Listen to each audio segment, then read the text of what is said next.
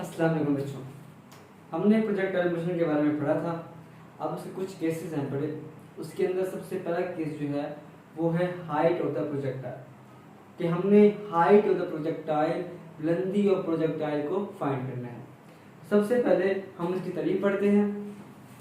The maximum vertical distance attain by the projectile is called height of the projectile. वो maximum ज्यादा से ज्यादा vertical distance, ऊपर की जानिब distance attain by the projectile, जो बॉडी जिसको हमने प्रोजेक्ट किया है वो जो अटेन करती है उसको हम कहते हैं हाइट ऑफ द प्रोजेक्टाइल। क्या है बच्चों?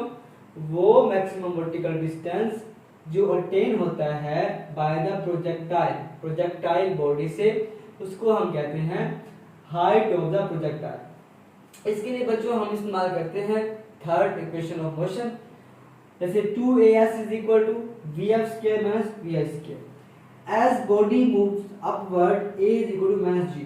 बच्चों जब बॉडी अपवर्ड मूव कर रही है इसका मतलब ये है कि वो ग्रेविटी के अगेंस्ट है। ठीक है जी, ग्रेविटी ऊपर से नीचे खींचती है चीजों को, कोई चीज फेंके तो ग्रेविटी उसको खींचती है। लेकिन क्या है, जो बॉडी है वो ग्रेविटी के अगेंस्ट अपवर्ड मूव कर रही है, तो हम वहां पे जो होगी एक्सेलरेशन वो हम नेगेटिव लेंगे, तो वहां पे नेगेटिव ग्रेविटी, तो a जो होगा हमारे पास एक्सेलरेशन वो नेगेटिव g के बराबर आ जाएगा।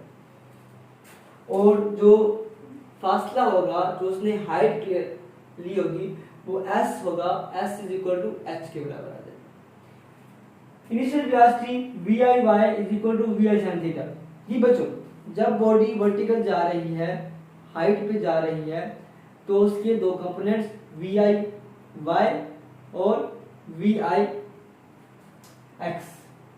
ठीक है बच्चों, अब vi y, ठीक है जी, vi और vf दो कंपोनेंट y के, एक होगा इनिशियल कंपोनेंट, एक होगा फाइनल कंपोनेंट। जी बच्चों, तो जो vi y होगा, जो उसका इनिशियल कंपोनेंट होगा, वो क्या हो जाएगा, वो vi sin थीटा हो जाएगा।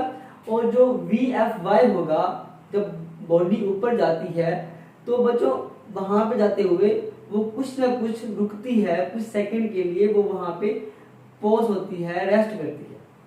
vfy जो होगा, जो उसका y कंपोनेंट होगा vf का, वो क्या हो जाएगा, जीरो हो जाएगा।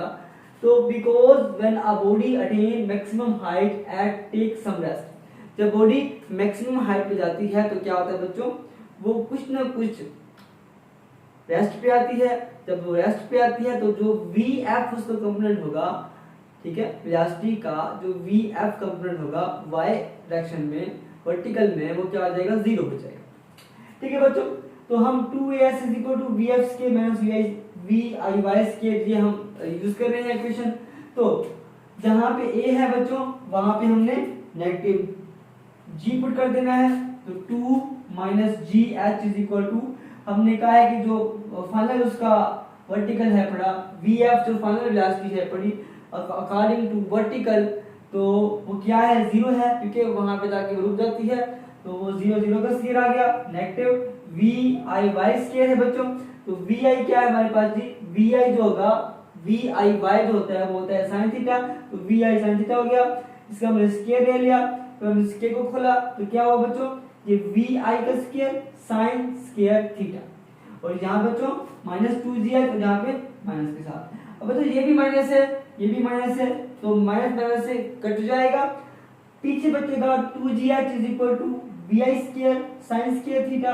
अब बच्चे देखो कि यहाँ पे हमने h फाइंड करना है, तो 2g जो है ये हो रहा है मल्टीप्लाई, जब बराबर की तरफ जाएगा तो तकसीम हो जाएगा बच्चे, तो h is equal to vi square sin square theta over 2g आ जाएगा।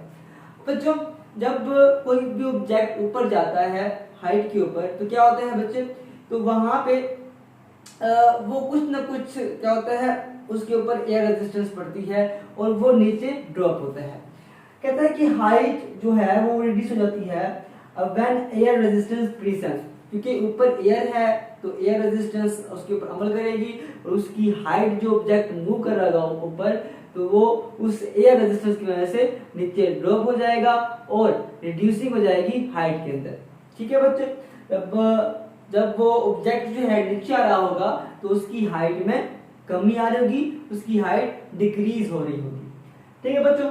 अब देखो जी, upward velocity decreases as is downward with time की।